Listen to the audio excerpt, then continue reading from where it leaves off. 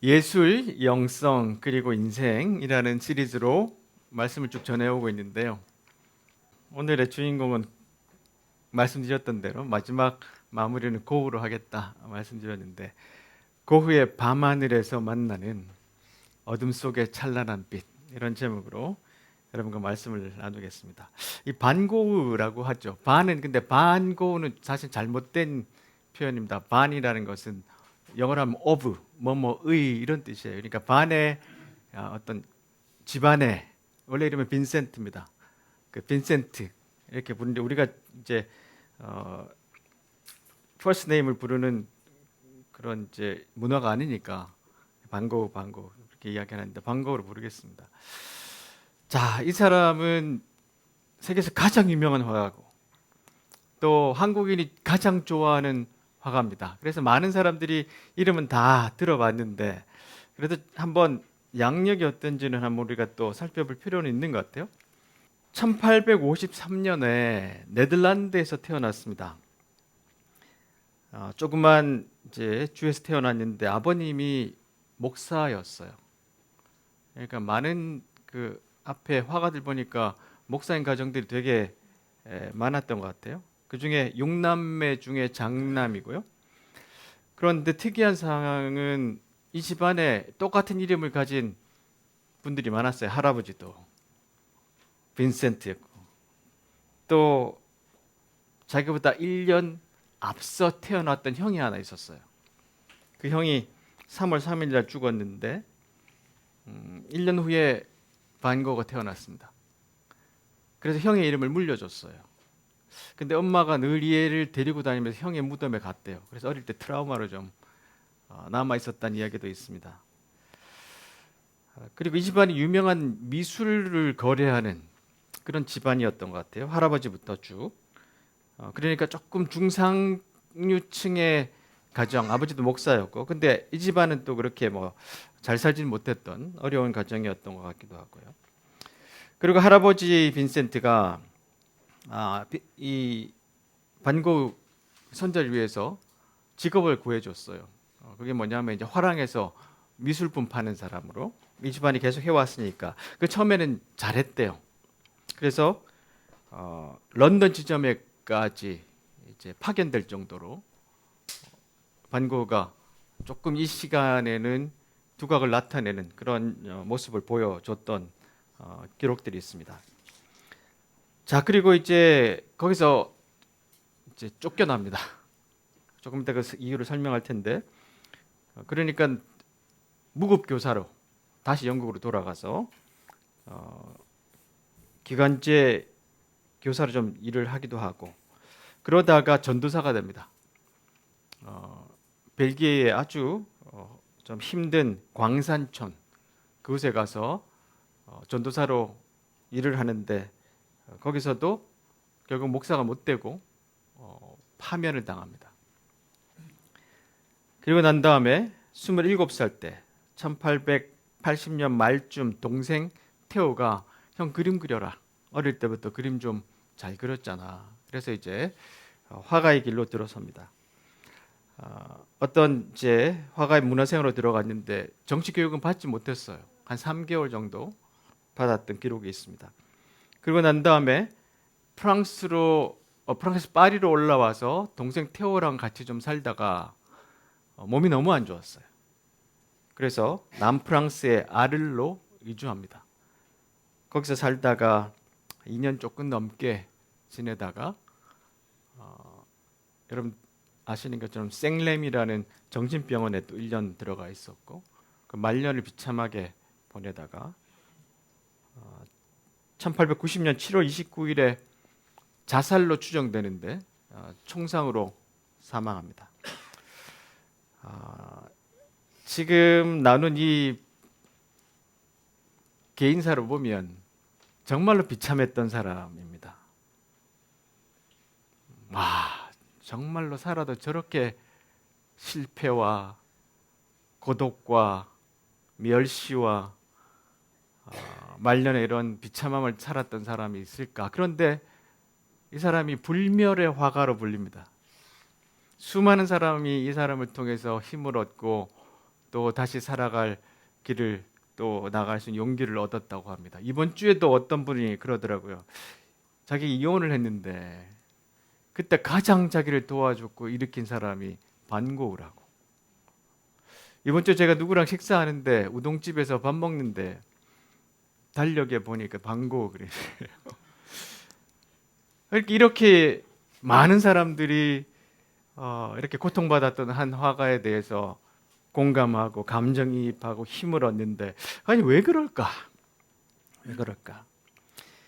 여러분, 반고가 딱 10년을 화가로 살았습니다. 그래서 제가 한번 조사를 해봤어요. 다른 유명한 화가들은 몇 년을 활동했나? 근데 뭐 보이시죠? 피카소 몇 년이에요? 무려 75년 동안 작품 활동했습니다. 그러니까 미술가 가면 어디든지 피카소 그림이 있습니다. 어디든지 피카소 그림이 있어요. 얼마나 많이 그렸겠습니까? 모네 보세요. 65년 그렸습니다.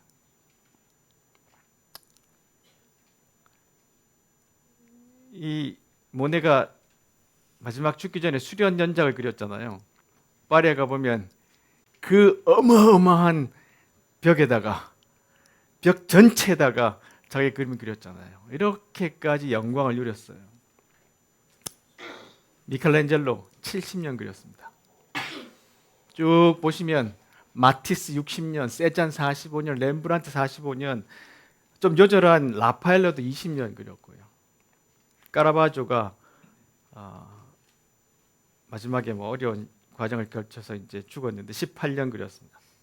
자, 그런데 빈센트 반 고흐는 딱 10년 그렸어요. 그러니까 다른 화가에 비하면 그 그림을 그렸던 시간도 얼마 안 되고 정식 교육을 안 받았기 때문에 그림을 또 막 스스로 이렇게 독학하는 기간들이 길었습니다. 그래서 마지막 3년 정도가 그림을 완성해서 그렸던 그런 기간이라고 볼 수 있어요. 이렇게 보면 자기의 자화상을 참 많이 그렸습니다. 그래서 우리는 반 고흐가 어떤 모습으로 변해갔는지도 볼 수 있고요. 한 38점 정도 이야기를 하는데 여기에 하나 있습니다. 누가 반 고흐 뮤지엄 갔다가 암스테르담에서 저한테 선물했습니다. 그래서 제가 이렇게 껍질 포장도 안 뜯고 이렇게 제 서재에다가 올려놨었는데 수많은 사람 200만 명이 여기 찾아갑니다. 1년에. 어마어마한 사람들이 찾아가죠. 자, 그래서 왜 이 사람이 이렇게 많은 사람들에게 영감을 주고 회복을 주고 용기를 주느냐? 오늘 요한복음에 있는 말씀 나사로의 이야기와 함께 말씀을 좀 풀어보려고 합니다. 오늘 본문에 있는 나사로의 사건은요, 정말로 희한한 이야기입니다. 아주 독특한 이야기입니다. 예수님의 여러 가지 이야기, 기적 가운데 정말로 독특하고 또 이 기적 때문에 예수님 십자가에 죽으셨어요.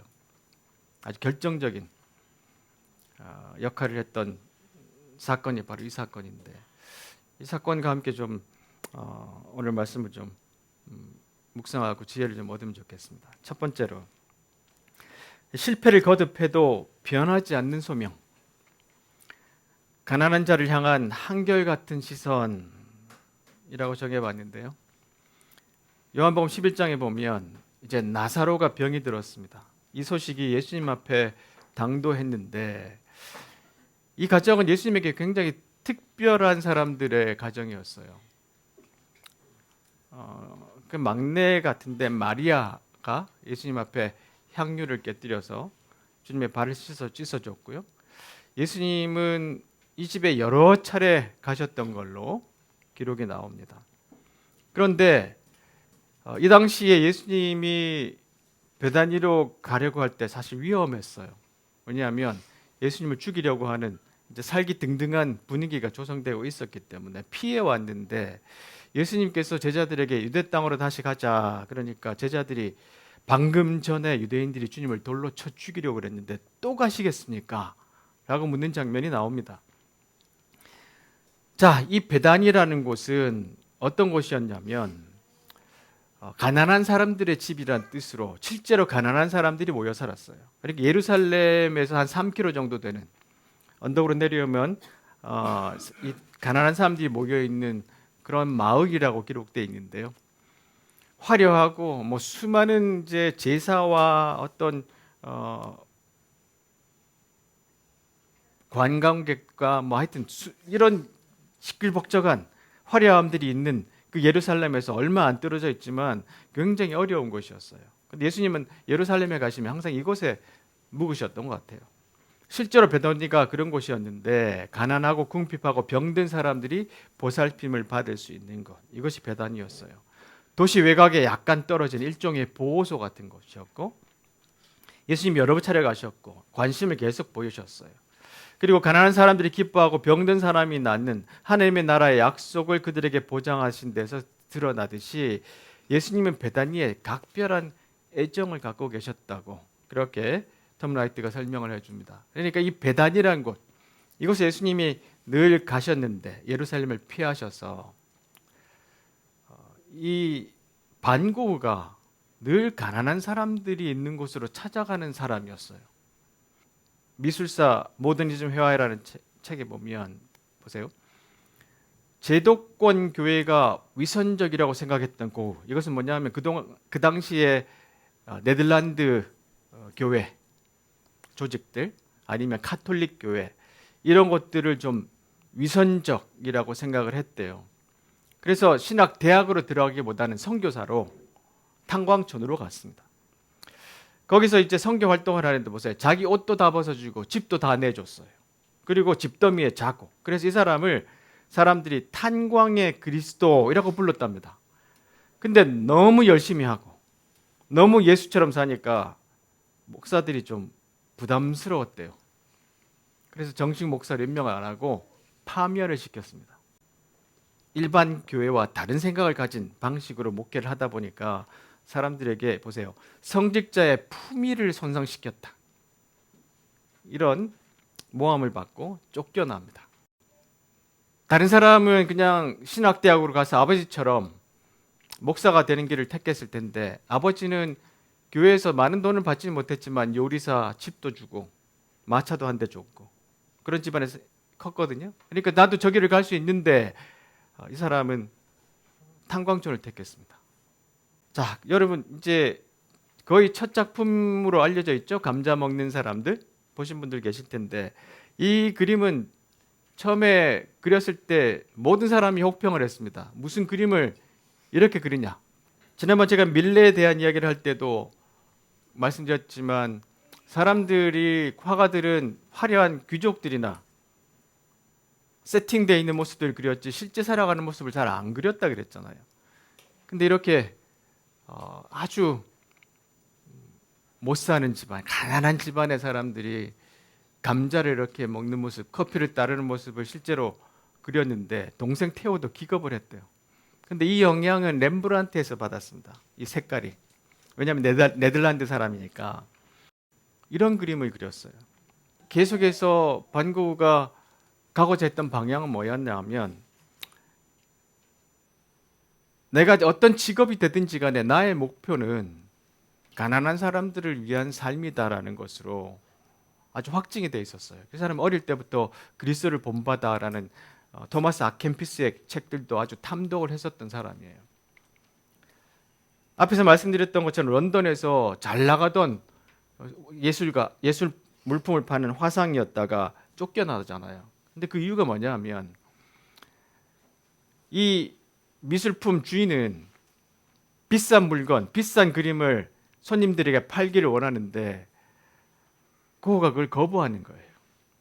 이런 그림 팔기를 원했어요. 밀레 그림 같은 거. 사람들이 사기 싫어하는 거죠. 그러니까 자꾸 물건을 못 파는 거예요. 그러다가 또 안 사니까 성격이 좀 있잖아요. 그러니까 손님들하고 말다툼하고 이러니까 결국 파면당했습니다.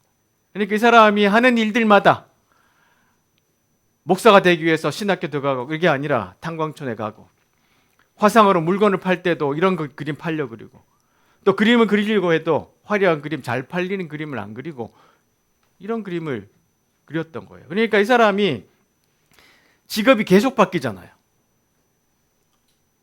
그림을 팔던 사람에서 교사가 됐다가, 그리고 다양한 여러 가지 뭐 직업을 가졌다가 선교사가 됐다가 하는 모든 일들 가운데 모양은 바뀌어도 그의 목표는 이 가난한 사람들과 함께 살아가는 것, 그것이 그의 삶의 소명이었어요. 여러분, 어떤 사람들 이런 이제 꿈을 꿉니다. 대학교 가기 전에 난 의사가 될 거야. 근데 의사가 되기가 쉽지 않잖아요. 대학 시험에 실패를 하고 이제 다른 학과에 갈 수밖에 없습니다. 그러면 막 인생이 망가져요. 그때부터는 막 자기를 막 그냥 학대하고 세상을 막 비난하고 살아가는 사람들이 많아요. 근데 목표가 나는 사람을 살리는 사람이 되는 것이 나의 목표라면 의사가 안 되더라도 간호사가 돼도 행복할 수 있잖아요.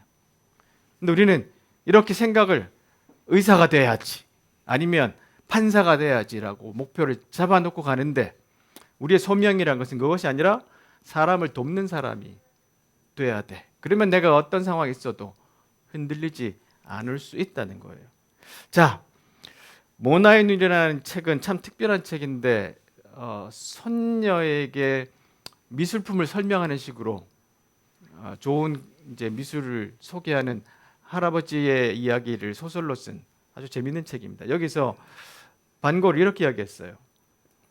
반 고흐 이런 성격을 보고 애가 좀 광기가 있는 거 아니에요? 그러니까 광기는 못된 성격과는 좀 다른 거야. 물론 반 고흐가 공격적인 모습을 보일 때도 있었는데 그보다는 오늘날 의사들이 보세요. 공감 과잉.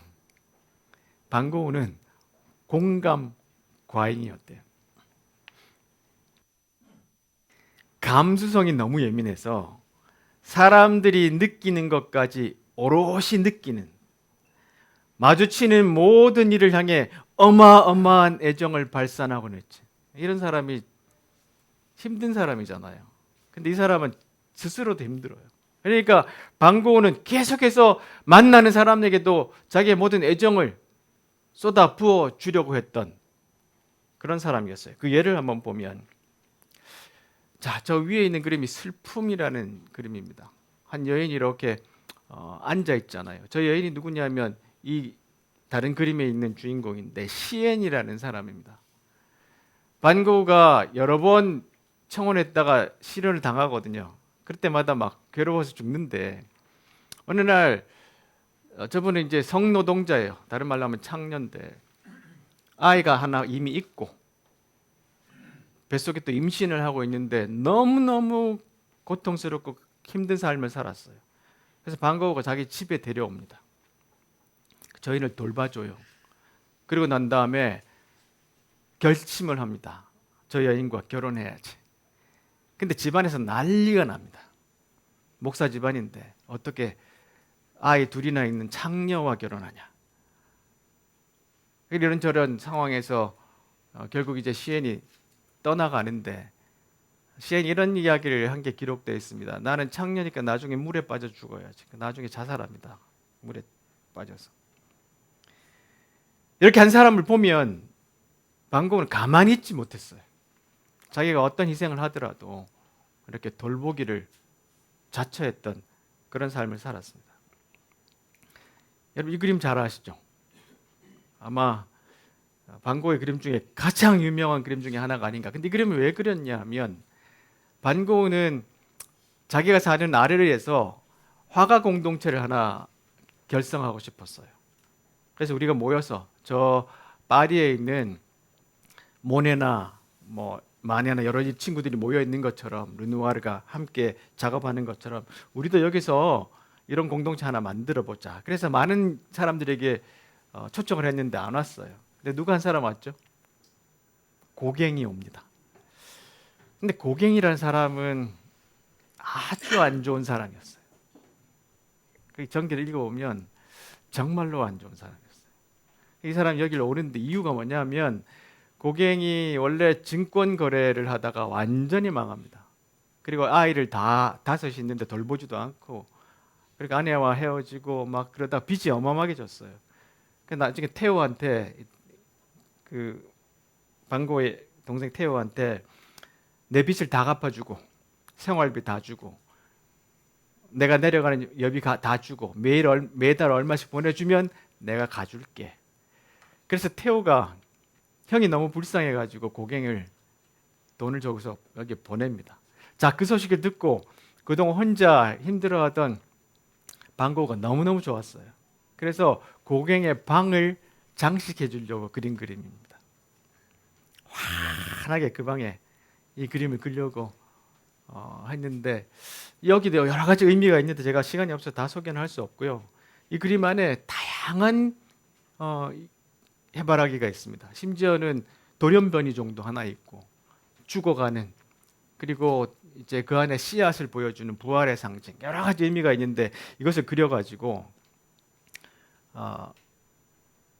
고갱이 오는 그 시간을 기다리면서 그 방을 장식을 했어요. 근데 참 와서 또 문제가 크게 생기잖아요.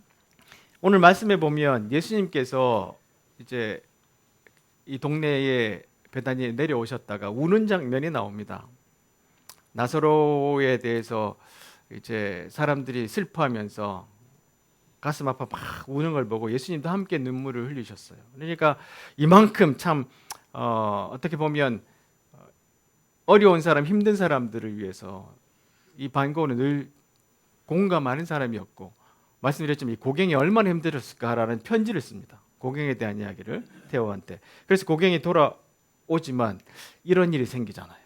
고갱과 격렬한 또 다툼이 생깁니다. 왜냐하면 둘이 스타일이 너무 달랐고요. 그림 그리는 스타일, 고갱은 실내에 앉아서 상상으로 그리는 사람이었고, 우리가 아는 뭐 타히티의 여인, 이거 다 상상해서 나온 거예요. 실제로 본 게 아니라.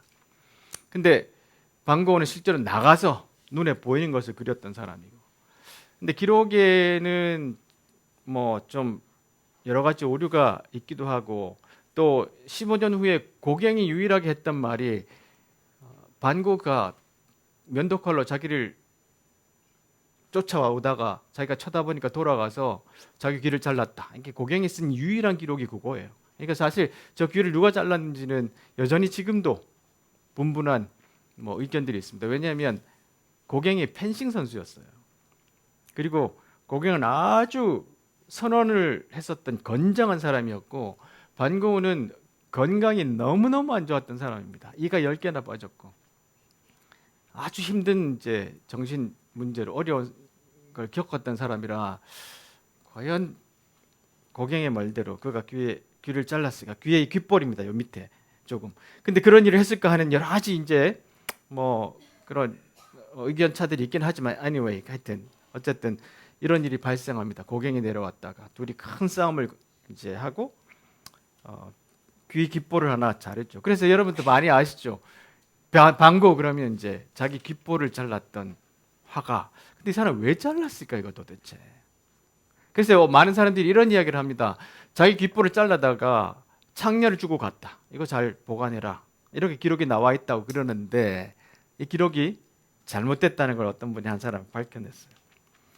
반고우의 귀라는 책이 있습니다. 버나뎃 머피라고 반고우를 7년 동안 그 지역에 있는 모든 관공서에 들어가서 옛날 기록까지 샅샅이 다 찾아보고 의학 기록까지 다 찾아본 분이 말을 했는데, 이 귀 조각을 준 사람이 누구냐 하면 가브리엘이라는 여인입니다. 가브리엘이라는 여인. 근데 이 여인은 누구냐 하면 그 창녀들이 있는 그 장소에서 청소하던 여인이었어요. 근데 이 여인이 왜 거기서 청소를 했느냐 하면 어느 날 길에서 개에게 크게 물립니다. 근데 그 당시는 광견병이 있었던 시기라 치료제가 잘 없었잖아요. 근데 한 3년 전에 파스테르가 광견병 치료제를 개발했었어요. 근데 엄청난 비싼 돈을 들여야 치료를 할 수 있었습니다. 그래서 가브리엘이 파리로 갔다 와서 치료를 받고 왔는데 몸에 큰 흉터가 남았어요. 그래서 그 빚을 갚느라 저 창녀들이 있는 건물에서 침대 시트를 갈아주고 청소하는 일을 하고 있었던 사람입니다. 근데 저 사람을 반고가 너무너무 불쌍하게 여겼어요. 개한테 물린 거. 그리고 파리에 가서 수많은 돈을 쓰고 돌아왔는데 지금 그걸 갚기 위해서 지금 저 어려운 곳에서 청소 일을 하고 살아가는데 참 안타까웠다는 그 기록들이 있습니다.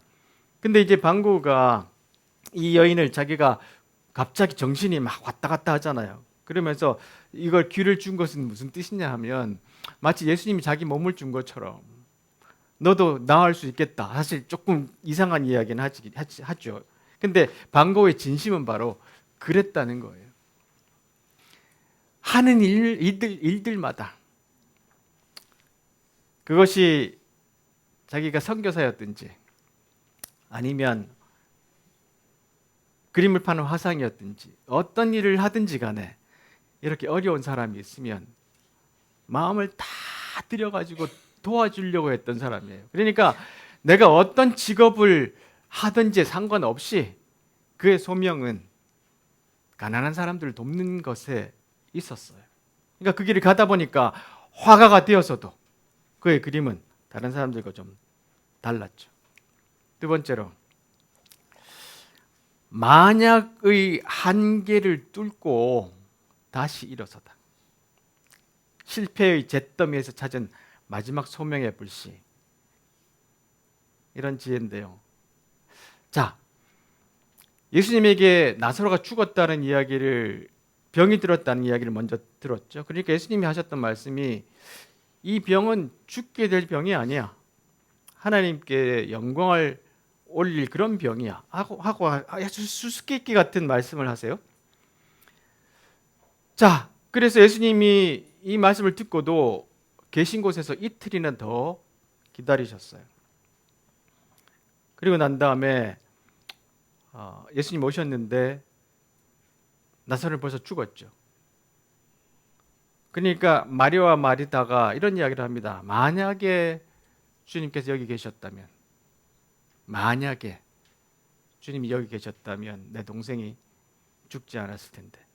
우리는 이런 이제 이야기를 많이 하잖아요. 만약에 뭐뭐 했더라면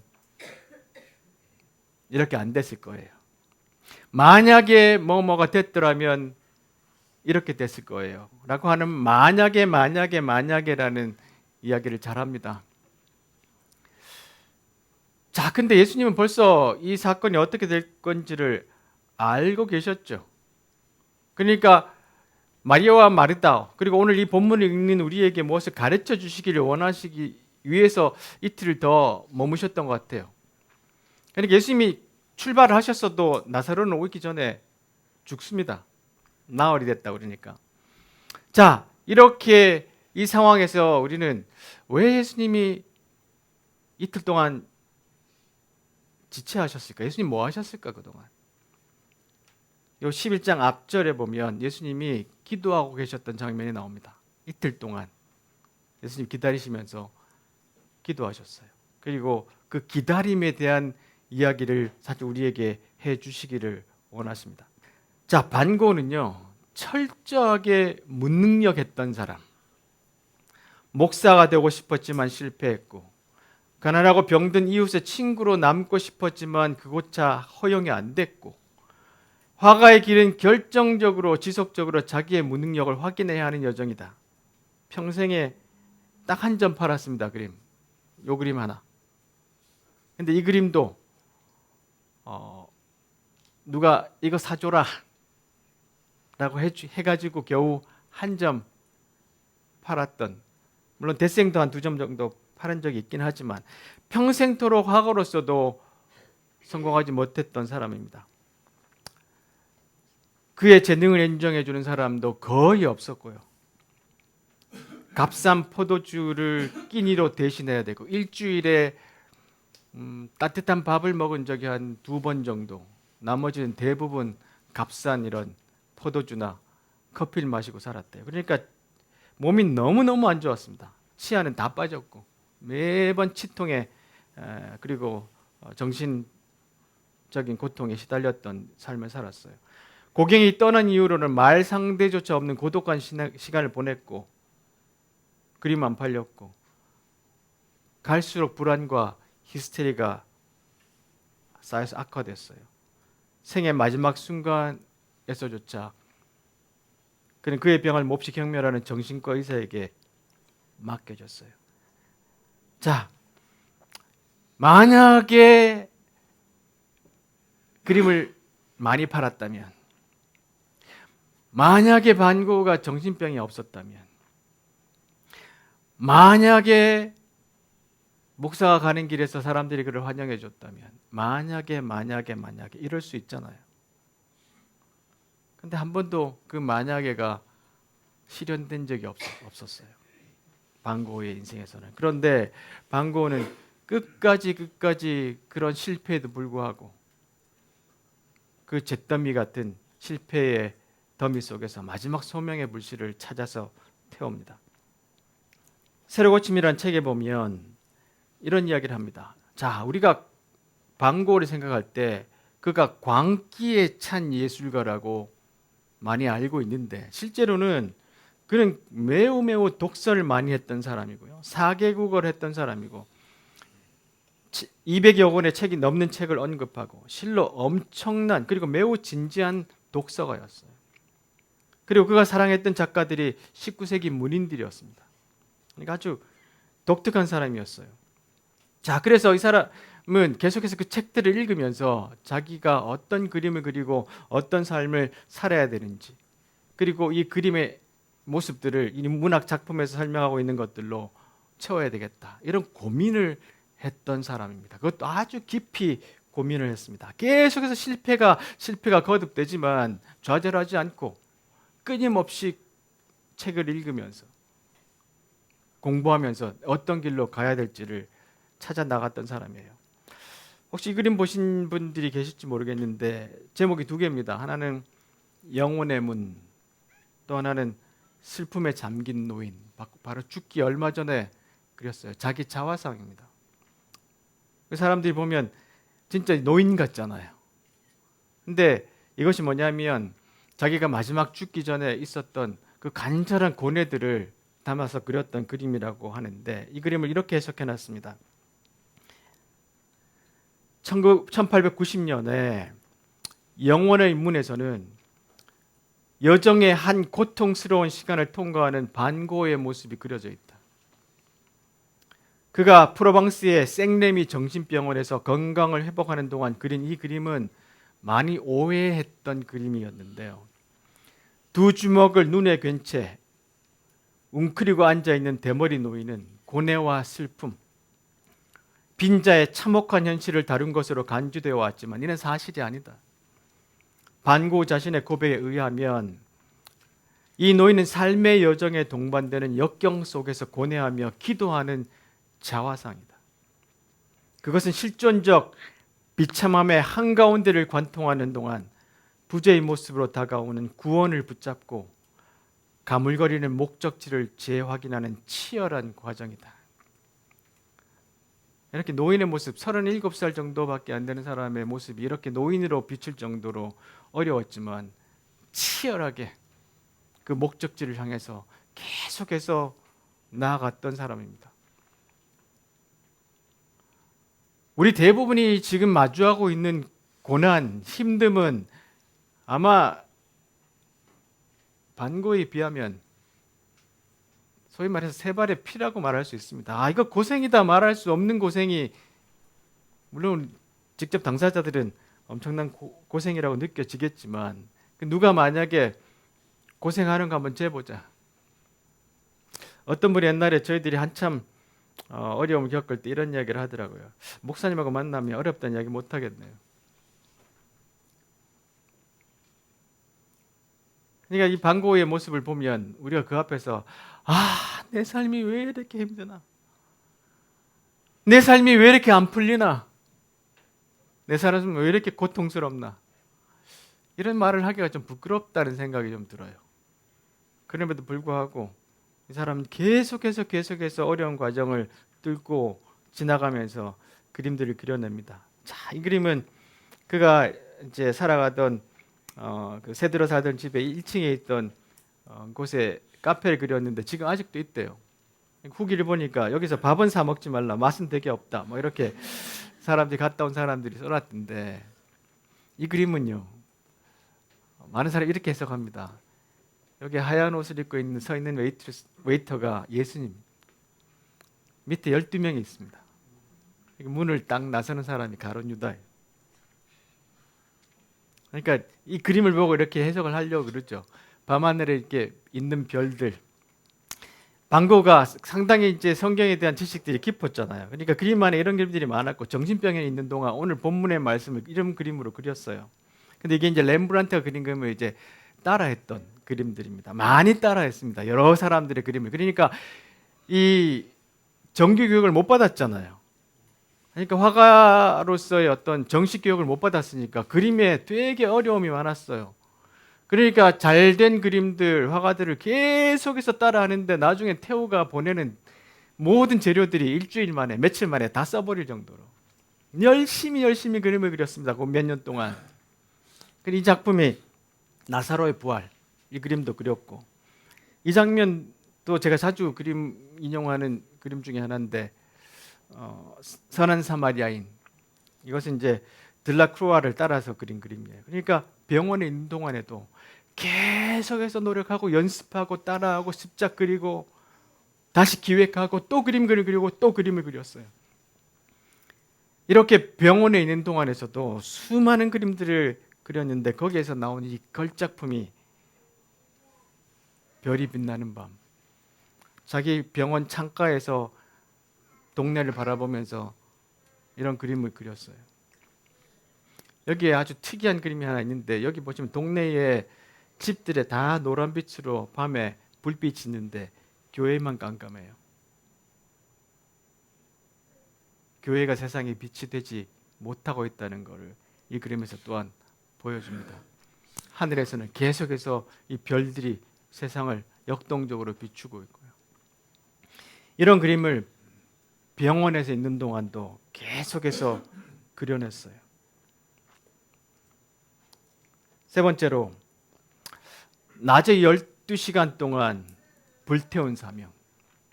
늦은 출발을 앞두한 지독한 몰입과 독학의 시간. 자, 예수님께서 아주 수수께끼 같은 말씀을 하세요. 왜 다시 예루살렘 쪽으로 가시렵니까? 하니까 예수님이 하루 중 낮이 12시간이 되지 않느냐. 사람이 낮에 걸어다니면 그는 이 세상의 빛을 보기 때문에 넘어지지 않는다.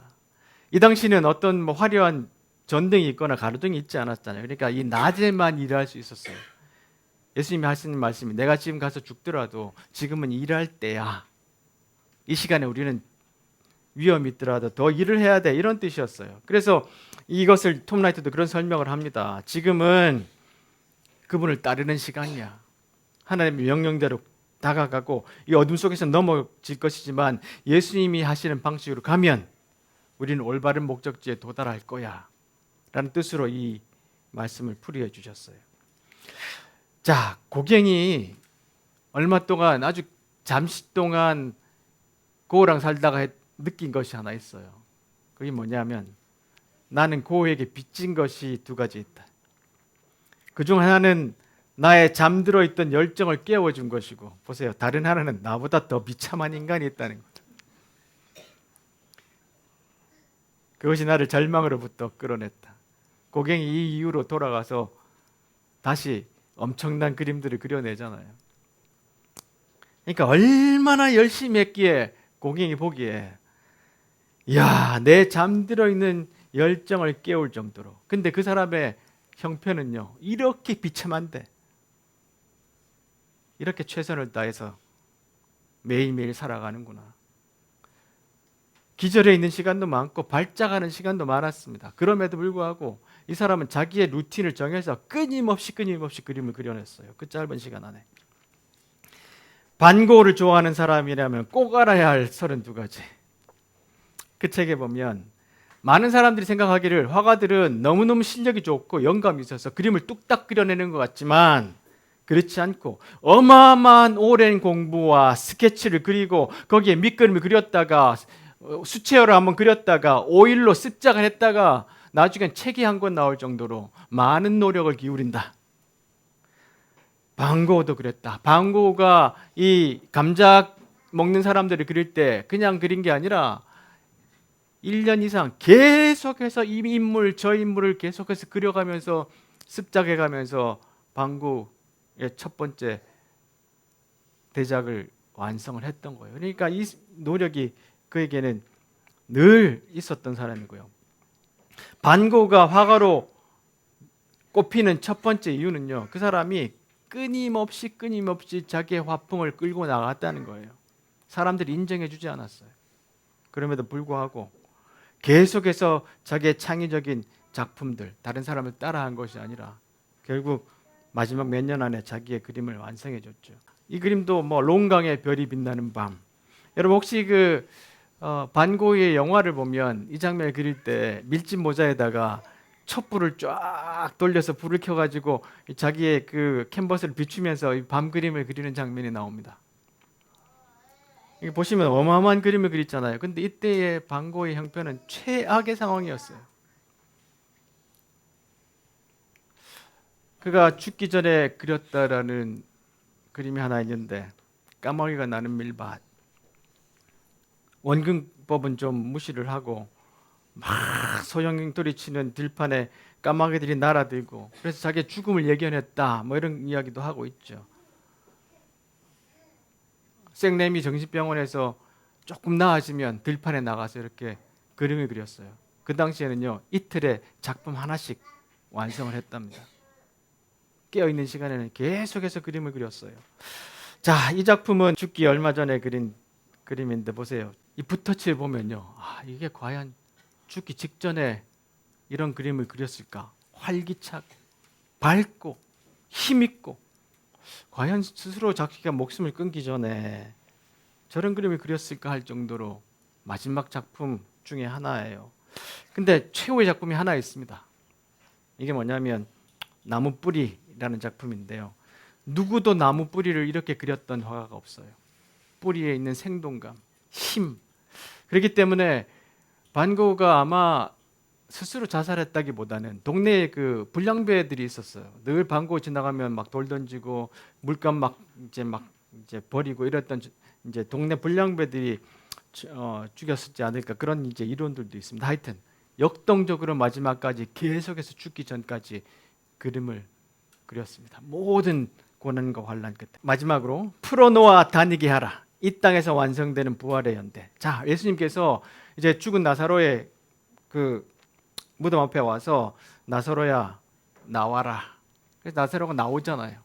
근데 거기에 천으로 둘둘 말아놨습니다. 그러니까 잘 못 걷잖아요. 그러니까 예수님이 옆에 있는 사람들에게 천을 풀어서 나 돌아다닐 수 있도록 해줘라. 천을 다 풀어줘라. 해방시켜줘라. 부활하고 나왔는데 그냥 미라의 모습이 아니라 천을 다 풀어줘서 활발하게 다닐 수 있게 해줘라. 이렇게 명령을 합니다. 그 다음에 제가 오늘 이 땅에 완성되는 부활의 연대라 그랬는데, 자, 여러분 보세요. 우리가 죽어서 부활하는 거 중요하죠.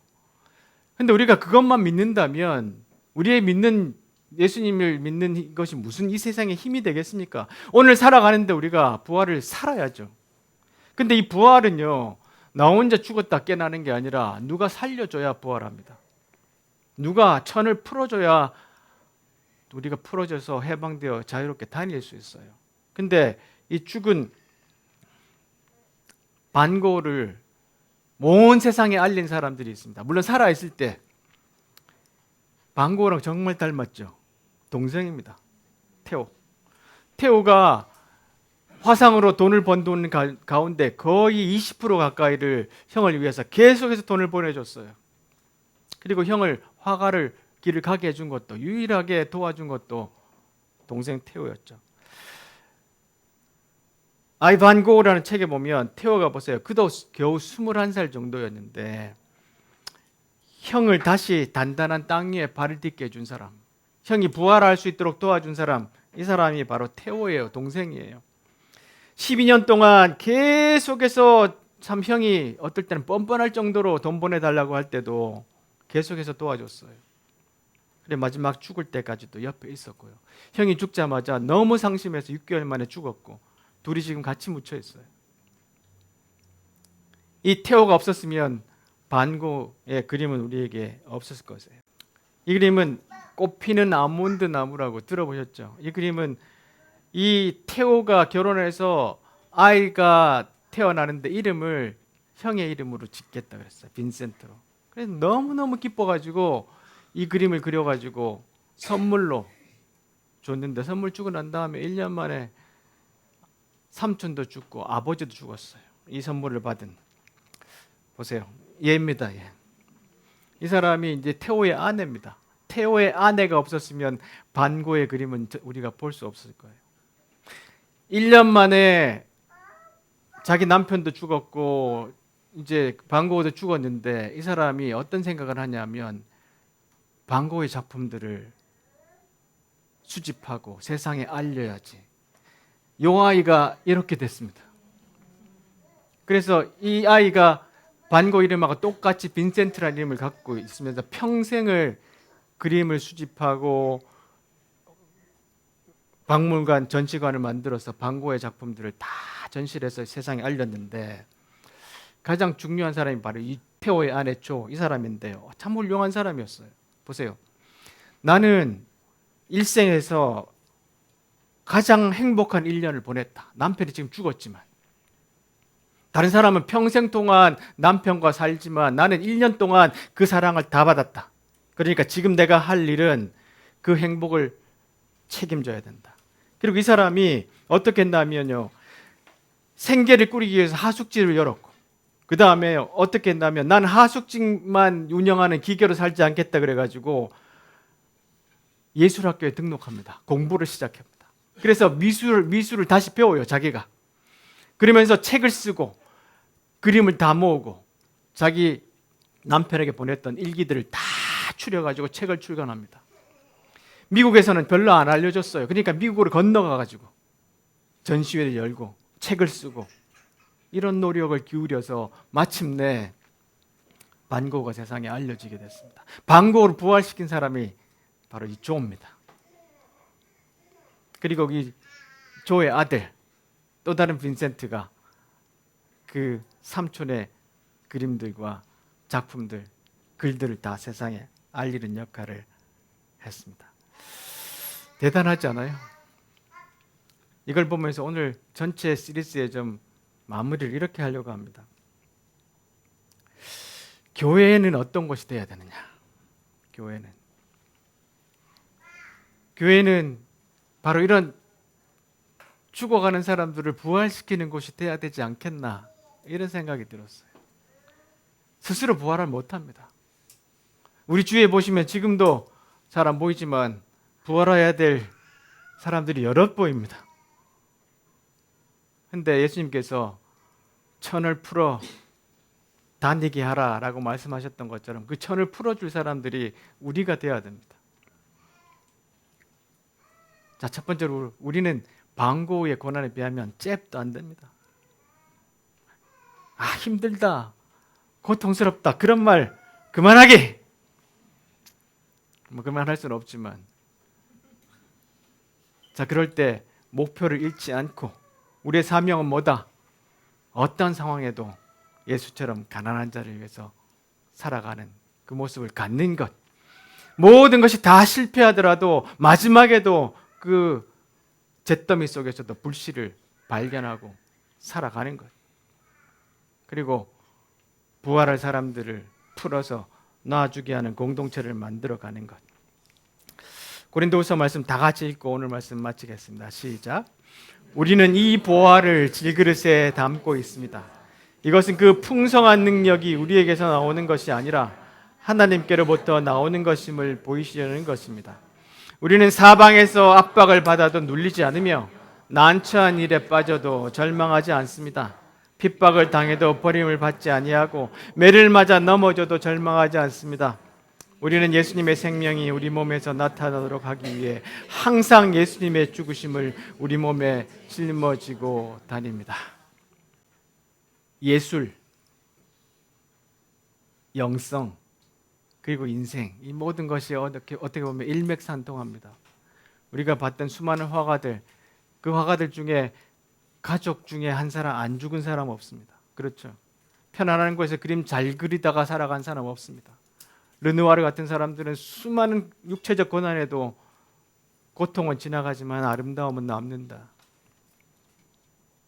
자기의 사명을 위해서 죽을 때까지 그래도 힘있게 살아갔던 모습을 봅니다. 우리는 아직도 멀었습니다. 그러니까 포기하지 말고 절망하지 말고 불평하지 말고 우리의 아름다운 그림을 그리며 살아가는 우리 모두가 되기를 간절히 축복합니다. 기도하겠습니다.